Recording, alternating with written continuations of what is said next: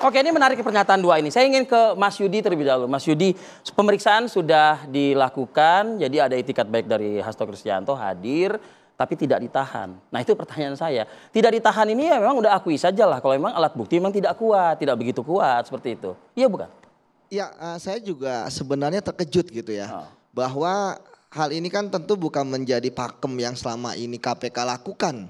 Bahwa ketika KPK memanggil seorang tersangka, maka seharusnya yang ada di benak saya itu bahwa mereka sudah mempunyai alat bukti dan keterangan yang cukup untuk ditanyakan kepada Pak Hasto. Justru malah KPK mengatakan kita tidak menahan karena masih ada beberapa saksi lain juga yang akan kami periksa. Itu yang menarik. Kenapa mereka ngebet untuk memeriksa di saat itu, kan bisa ditunda nanti. Ya kan? Makanya ketika kemarin Pak Hasto tidak dilakukan penahanan, tentu saya melihat ini lebih kepada kebijakan KPK. Karena kita tahu bahwa KPK kan selalu diserang dari sisi bahwa ini adalah politisasi, bahwa ini ada orang yang mengontrol KPK, bahwa KPK adalah sekarang adalah eranya itunya Pak Jokowi gitu dan sebagainya. Tapi saya pikir kemarin suatu strategi yang cantik juga yang dilakukan oleh KPK.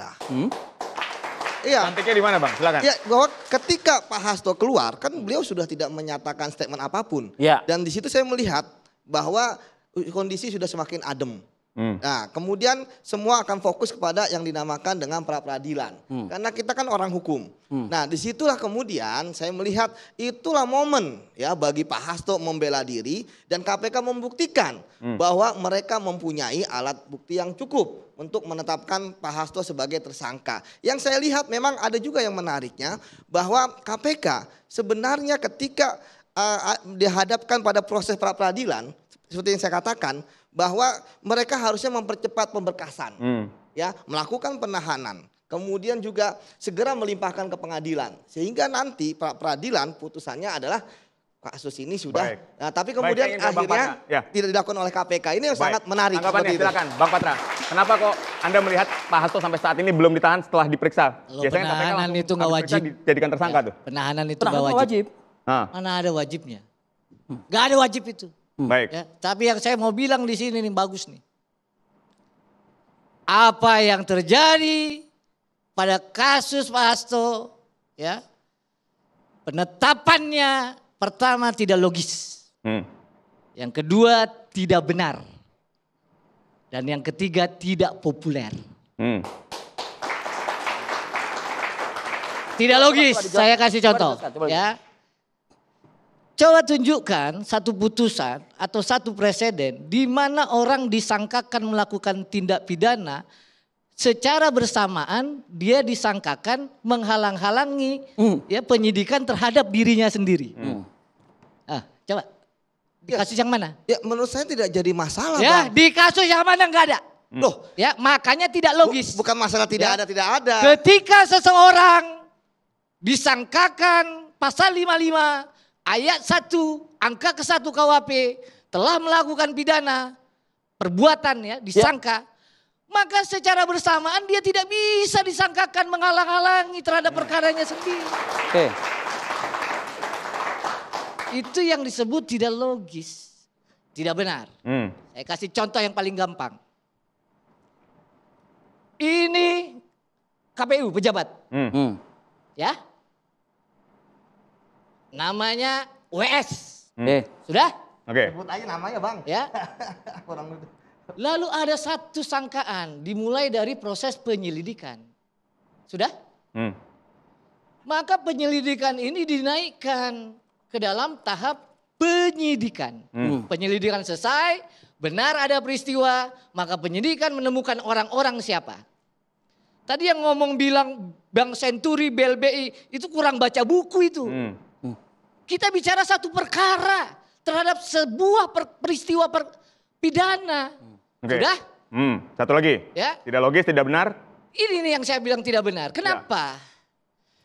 Ketika penyidikan, ya, ada seorang tersangka yang belum ditangkap. Namanya Harun Masiku. Maka dalam hukum diberi dua opsi. Ya. Apakah penyidikan yang tahun 2020 itu sudah lengkap? Menurut KPK pada saat itu Sudah lengkap, Pak. Ya. Nah, oleh karena itu dengan percaya diri diajukanlah ke Pengadilan Tipikor pada Pengadilan Negeri Jakarta Pusat. Ya. Nah, apa tidak benarnya? Saya tanya kepada ibu bapak, kalau bapak ibu sarjana hukum, bapak ibu mengerti hukum, mana yang bapak ibu percaya? Fakta yuridis atau cerita karangan penyidik? Baik. Dua itu dulu ya. Tahan dulu Bang, tahan dulu sebentar. Nanti dulu, ini ada 3. Sekarang saya tanya dulu. Ya, saya tanya dulu ini. Kalau Bapak Ibu mengerti hukum, mana yang Bapak Ibu percaya? Fakta yuridis atau cerita karangan penyidik? Pasti yang mengerti akan bilang, kami harus lihat fakta yuridisnya. Nah, kita masuk ke fakta yuridis sekarang. Sudah 2 persidangan. Yang pertama perkara secara bersamaan, ya, perkara Wahyu Setiawan dan Agustiani Tio dan Saiful Bahri sudah disidang. Apa fakta yuridisnya? Fakta yuridisnya pada halaman 166 dan 167. Ini fakta yuridis, Pak. Bapak pasti ngerti nih.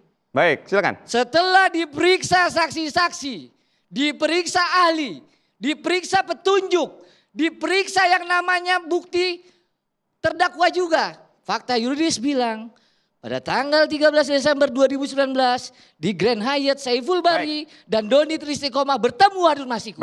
Ya, setelah itu apa katanya?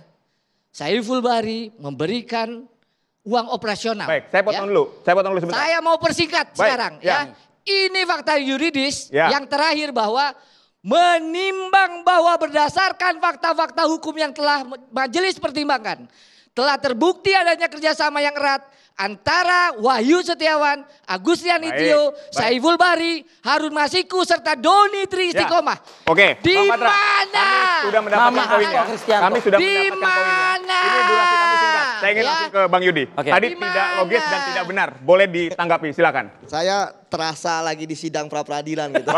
Apa yang disampaikan oleh Bang Patra itu permohonan semua gitu. Nah, tapi tentu saya akan menjawab dari persepsi penyidik ya. Bahwa ya pertama tentu ketika KPK menetapkan tersangka tentu sudah melalui proses uji yang benar. Mulai dari proses ada yang di Satgas Penyidikan. Kemudian maju ya ke Deputi Penindakan. Selanjutnya digelar di pimpinan KPK. Artinya akan diuji mana keterangan saksi yang menyatakan Pak Hasto seperti ini. Buktinya apa? Ya, dokumennya apa? Apakah ada alat rekaman pembicaranya seperti apa? Saya pikir kalau masalah alat bukti ya tentu kalau saya menyatakan clear lah kalau KPK, silakan saja. Kemudian yang kedua bahwa ketika KPK kemudian menemukan bukti yang baru gitu kan tidak harus dengan putusan-putusan sebelumnya ya kan? Ini sesat ini. Sesat ini. Ini sesat ini. Ya. Enggak dong. Ya. Bang, ingat loh putusan itu kan terhadap terdakwanya siapa. Ketika ada bukti baru, ada keterangan saksi baru, itu kan bisa. Kenapa? Abang yang jangan ngomong Kenapa seperti saya itu. bilang sesat? Ya. Kita harus bedakan antara peristiwa pidana. Ya. Loh, kan peristiwa pidananya beda. Apa yang jadi terdakwa?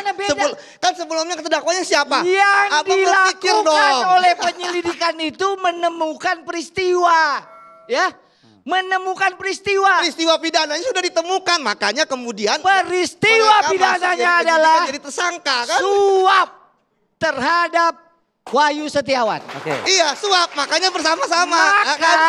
Maka dalam hukum acara setelah penyidikan naik ke tahap penyidikan. Iya, sudah penyidikan. Di tahap penyidikan itulah ditentukan siapa pelakunya. Sudah kan? Ya. Nah, kalau dia sudah ditemukan pelakunya, apa bahaya you punya statement? Ya. Setelah ada fakta yuridis, setelah semua diperiksa, nambah lagi dalam satu perkara nanti. Jadi kira-kira begini, Pak. Enggak masalah, Bang, ketika ada tersangka baru. Saya pernah satu kasus 38. Sekarang saya tanya. 38 tersangka, Bang. 38 sprindik. Sekarang saya tanya ya. Peristiwanya apa coba? Kita uji nih. Apa? Jangan pernah saya apa coba? Peristiwa apa? 38 tersangka. Contoh. DPRD Sumut, satu perkara penerima suap. Ya kan banyak tersangkanya. Sprindiknya berapa? 38. Karena peristiwanya langsung. Mengerti kamu? Kalau dia dalam peristiwa. Jangan bicara langsung, enggak berbeda-beda. Ada 8 dulu, ada 7 dulu. Itu yang saya bilang. Ada perkembangan Bang. Bang. Itu yang saya bilang ya. Itu pasti akan terus berkembang. Nggak mungkin kita mati gitu kan. Itu yang saya bilang. Ada pengembangan perkara. Itu yang saya bilang. Di dalam peristiwa pidana. Penyidik punya kewenangan untuk menentukan siapa tersangkanya. Oke? Kewenangan berdasarkan alat bukti yang cukup, nggak mengada-ngada. Itu ada. Nggak ada lah pasti. Nggak ada rekayasa, nggak ada alat bukti kalau ini belum disidangkan, Ya. Kalau ini belum disidangkan 2 perkara, ya, saya bisa terima. Ya, makanya disidangkan.